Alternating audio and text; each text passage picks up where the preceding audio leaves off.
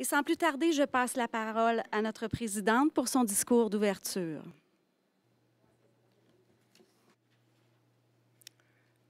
Bonjour à toutes et à tous.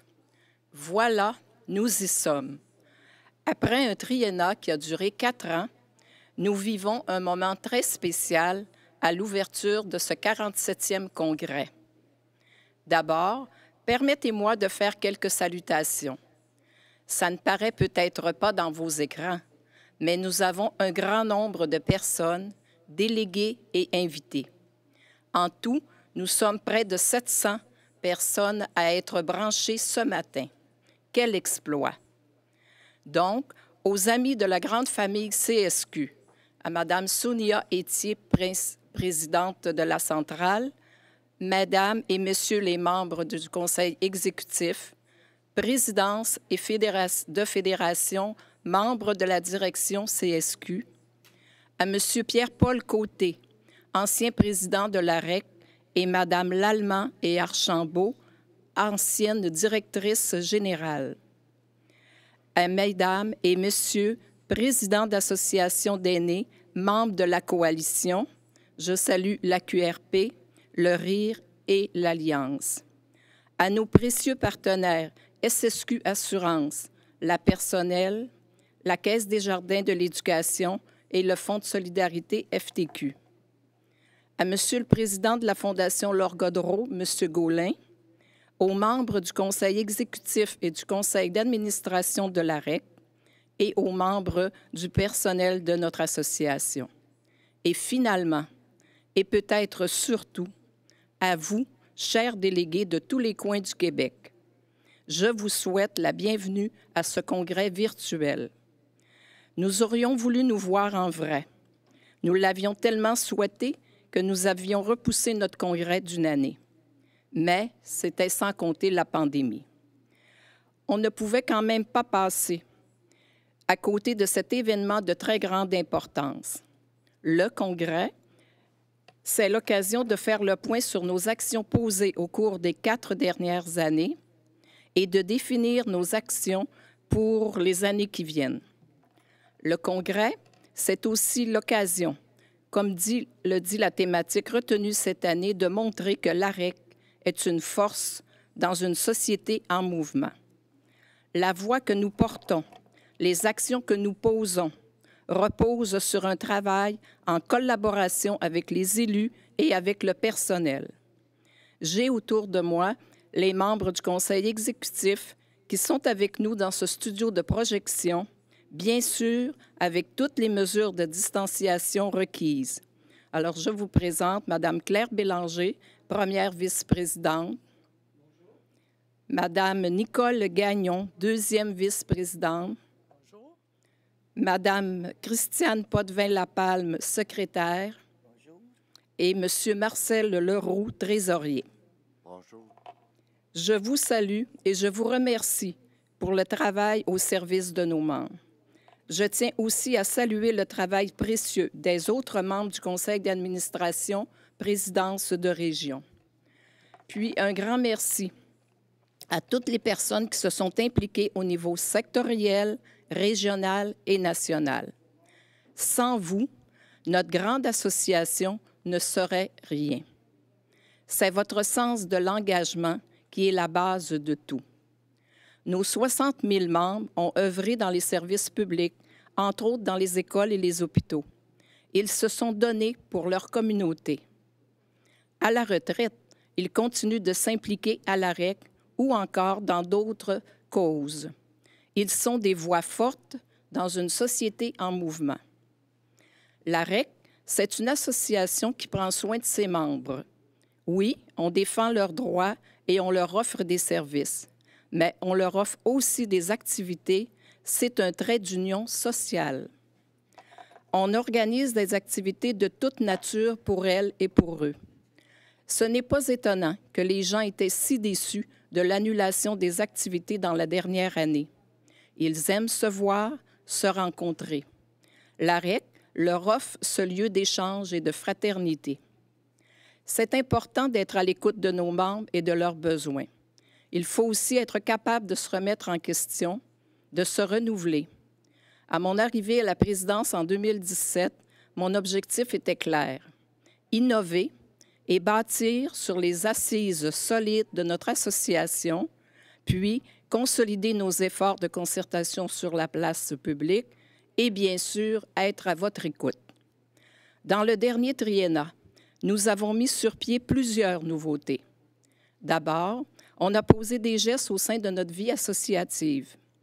On vous a présenté un plan d'action simplifié pour accompagner les secteurs et les aider à réaliser notre mission, sans trop les surcharger, même si on sait que la tâche demeure lourde. On a organisé la tenue de rencontres régionales de reconnaissance pour les membres des conseils sectoriels à l'automne 2018. En tout, plus de 600 personnes élues ont été rencontrées dans 4 villes différentes: Rivière-du-Loup, Mont-Tremblant, Trois-Rivières et Boucherville. Présentement, on lance un projet sur la participation sociale et la relève avec l'appui financier du gouvernement fédéral. On a aussi travaillé à développer nos services pour mieux répondre aux besoins de nos membres. Des conférences, des formations ont été données par le personnel de l'AREC dans les secteurs et les régions. On a aussi formé un groupe de travail qui s'est penché sur l'ensemble des services à vous offrir. On a ajouté un partenariat avec Novum, une firme de consultation juridique illimitée et sans frais. On s'est aussi mobilisé et coalisé pour des causes sociales importantes. L'AREC a participé activement aux travaux de la Tribune des retraités avec le Conseil du Trésor. C'est la première fois qu'on a un canal de communication permanent avec le gouvernement pour discuter du pouvoir d'achat de nos membres. Nous avons aussi participé activement au premier regroupement d'associations pour un Québec digne de ses aînés. Ce regroupement a produit un document de revendication et organisé un débat lors des élections de 2018. On a relancé ce même regroupement, qu'on appelle maintenant la Coalition pour la dignité des aînés, qui représente 150 000 personnes retraitées. Je salue encore une fois les présidences qui sont présentes virtuellement aujourd'hui à l'ouverture de notre congrès. On s'est joint aussi à un mouvement d'opposition aux hausses abusives de loyers en résidence privée pour aînés et nous avons participé aux travaux d'un groupement qui s'appelle le collectif Action COVID. Et bien sûr, là, je vais arrêter ici parce que je pourrais en nommer d'autres. Nous avons aussi travaillé à élargir la notoriété et la visibilité de l'AREC. Nous avons fait des dizaines de sorties publiques pour défendre les droits de nos membres et porter leur voix. Nous avons produit de nombreux mémoires auprès du gouvernement au sujet de politique ou encore de projets de loi. Nous avons lancé une émission de radio. Nous avons tenu des rencontres avec plusieurs fédérations et affiliés CSQ pour présenter nos services et nos revendications. Nous déployons des moyens de rejoindre les travailleuses et les travailleurs de la CSQ, notamment par les sessions de préparation à la retraite, puisque c'est la grande porte d'entrée de l'AREC. On peut aussi dire qu'avec d'autres, on a fait des gains concrets pour les aînés. Et je cite l'élargissement du programme québécois de dépistage du cancer du sein aux femmes de plus de 70 ans, la limitation des prix de stationnement dans les hôpitaux et les CHSLD, la fin des frais de cabaret pour les repas servis dans les RPA pendant la pandémie, l'intégration d'une définition légale des proches aidants dans la loi, la consigne élargie pour les bouteilles de vin et plusieurs autres. Dans ce triennat, on a aussi travaillé très fort avec les membres du Conseil national, les présidentes et présidents de secteur. On a eu plusieurs conseils nationaux en présentiel avant la pandémie qui nous ont permis de prendre le pouls des régions et des secteurs, de recevoir vos commentaires et vos suggestions afin d'être à votre écoute. Mais la pandémie a complètement bouleversé nos habitudes de vie. Certains ont vu de proche la maladie, la mort, d'autres ont vécu de l'isolement. C'est pourquoi, d'ailleurs, nous avons lancé le projet Gardons le contact avec de précieux bénévoles. À l'AREC, on a vécu l'annulation de centaines d'activités, de conférences, de rencontres et même le report de notre congrès. On a hâte que tout ça soit derrière nous et notre automne sera propice à ce renouveau. Néanmoins, on a réussi à s'adapter. Il y a un an, la plupart d'entre nous, on ne savait pas ce qu'était Zoom. On a dû apprendre à une vitesse grand V. On a prouvé que ce n'est pas vrai, que les aînés ne maîtrisent pas les technologies. Nous en avons une preuve concrète ce matin. Un grand merci à notre personnel, dont les tâches de travail ont été aussi bouleversées et qui nous ont accompagnés durant cette année éprouvante. Tout le personnel a répondu à l'appel et a été mis à contribution. Pour reprendre une expression connue, je dirais « chapeau les filles, chapeau les gars ».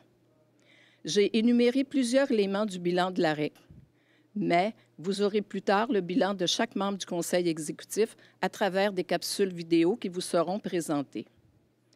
Même avec ce bilan, on a encore beaucoup de pain sur la planche. On doit faire rayonner notre association. On doit repartir la machine avec la tenue d'activités dans les secteurs, dans les régions, pour assurer notre dynamisme. On doit continuer à défendre nos membres en matière de santé, d'hébergement, de pouvoir d'achat. On doit forcer le gouvernement à nous écouter, à arrêter de tabletter les nombreux rapports, les nombreuses enquêtes qu'il commande et qu'il met chaque fois de côté. C'est pour cette raison qu'on va lancer une grande campagne de visibilité et de communication à l'automne. Une campagne pour se faire entendre, pour mettre le cap sur la dignité des aînés que nous sommes. On doit continuer de travailler fort pour aller chercher de nouveaux membres, susciter la participation à nos activités, favoriser la relève. Je sais que beaucoup d'entre vous sont essoufflés, que certains secteurs n'ont pas beaucoup de nouveaux membres, que ce sont souvent les mêmes personnes qui sont sollicitées. On veut vous aider à trouver des solutions pour assurer la vitalité de vos secteurs, de votre région. L'avenir de l'AREC est rempli d'espoir. Alors que notre association célèbre ses 60 ans d'existence, nous franchirons très prochainement le cap des 60 000 membres. 60 000 membres pour 60 ans d'histoire, quel beau cadeau! Enfin, je vous remercie de vos efforts et de votre adaptation à ce format virtuel et je vous souhaite un excellent congrès.